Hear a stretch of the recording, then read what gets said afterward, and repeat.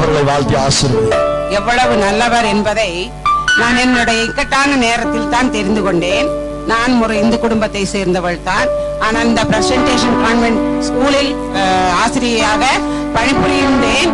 ஆண்டவரை தெரிந்து கொண்டேன். ஆனால் அவருக்குள் ஆழமான செல்ல எனக்கு சந்தர்ப்பம் கிடைக்கவில்லை. அதனால் ஆண்டவர் என்னை என் தாயின் கருவில் இருக்கையிலேயே அவர் உள்ளங்கைகளில் வரைந்து வைத்திருப்பார் போலும். அதனால் என்னை அவர் உபத்திரவத்தின் முகையில் தான் தெரிந்து கொண்டார். என் வாழ்வில் ஒரு இருண்ட நாளாக மாறி போனது. என் கணவருக்கு உத்தியோகம் போனது. கடன் தொகை இவ்வளவு என்றில்லாத படிக்கு அடுத்த நேர உணவுக்கு வழி இல்லாமல் ஒரு காலம் வந்தது. உடுக்க உடை இல்லை, உண்ண உணவில்லை. வடித்த கஞ்சியில் உப்பு போட்டு குடித்தோம். இரவில் ரோட்டோர கடையில் ஆளுக்கு 2 இட்லியாக வாங்கி அரை வயிறும் கால் வயிறுமாக சாப்பிட்டோம். ஆனால் அந்த ஆண்டவர் என்னை சங்கீதக்காரன் சொன்னது போல 22, 23 அற்பமாக எண்ணவில்லை, அருவருக்கவும் இல்லை, தன் முகத்தை எனக்கு மறைக்கவும் இல்லை. அவர் என்னை தூக்கி எடுத்தார். என் வாழ்வில் அவர் செழிப்பை கட்டளையிட்டார்.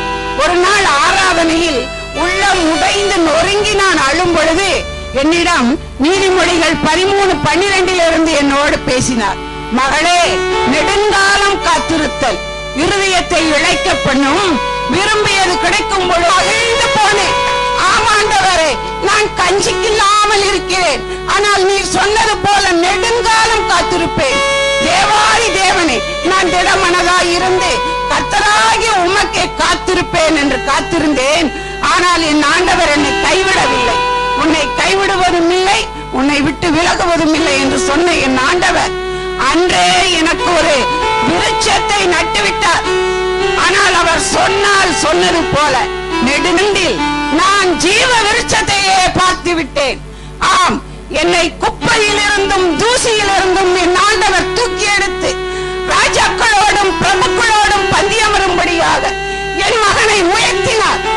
இன்று கஞ்சிக்கில்லாத எனக்கு, உண்ண உணவில்லாத எனக்கு, உடுக்க உடையில்லாத எனக்கு, 5 பைசாவை மிச்சம் பிடிக்க சுங்கம் வரை நடந்த எனக்கு என் மகன் மூலமாக ஆண்டவர் நிறைய கார்களையும் பங்களாக்களையும் நல்ல செல்வ சுகத்தையும் தந்திருக்கிறார்.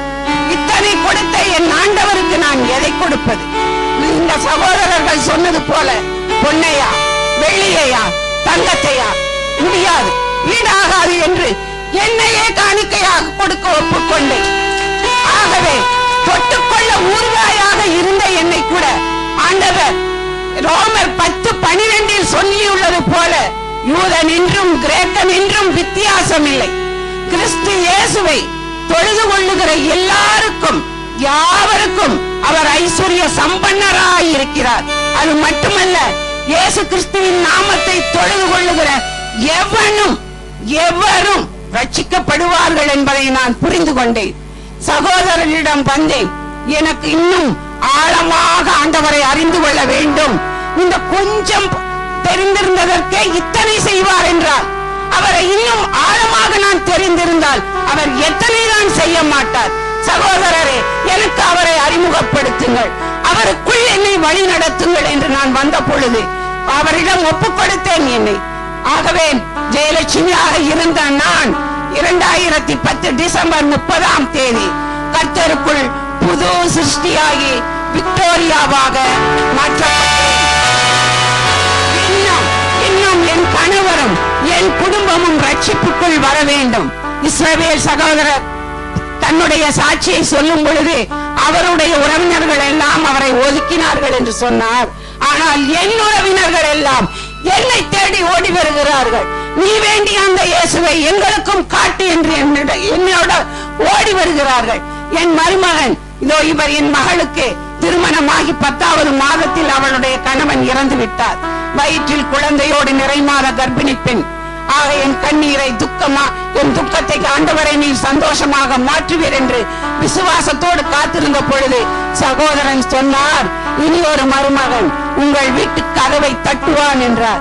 நானும் விசுவாசத்தோடு எவன் வந்து தட்டுவானோ அவனுக்கே என் மகளை கொடுப்பேன் என்று நான் காத்திருந்தேன்.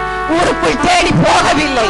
ஒரு நாள் என் சகோதரனின் மகனே, இத்தனை நாள் காத்திருந்த மகன் இந்த ஜெபித்த பிறகு அவனே வீடு தேடி வந்து கதவை தட்டினான். குழந்தையோடு என் மகளை ஏற்றுக்கொண்டான். இன்று உடல்நிலை சரியில்லாத காரணத்தினால் அவனால் வர முடியவில்லை. என்றால் வந்திருப்பார்கள். ஆனால் தன்னுடைய பங்காக அவனும் ஒரு காணிக்கையை என் கணவரிடம் கொடுத்து அனுப்பி இருக்கிறான். ஆக நீங்களும் எனக்கு இத்தனை அதிசயங்களை செய்த ஆண்டவர் உங்களுக்கும் செய்வது நிச்சயம் என்பதை உறுதியாகவும் முடிவோடும் உறுதியான விசுவாசத்தோடும் சொல்லுகிறேன். பவுல் அடிகளார் பிலிப்பியருக்கு எழுதிய திருமுகம் 4:6-7 சொன்னது போல, நீங்கள் ஒன்றுக்கும் கவலைப்படாமல் எல்லாவற்றையும் குறித்த உங்கள் விண்ணப்பங்களை ஸ்தோத்திரத்தோடு கூடிய ஜெபத்தினாலும் வேண்டுதலினாலும் தேவனுக்கு தெரியப்படுத்துங்கள்.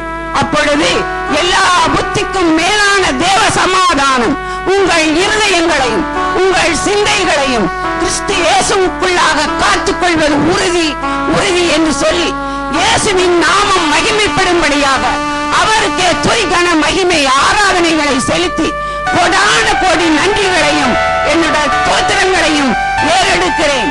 என் ஜெபம் கேளும் நல்ல பிதாவே. ஆமென்.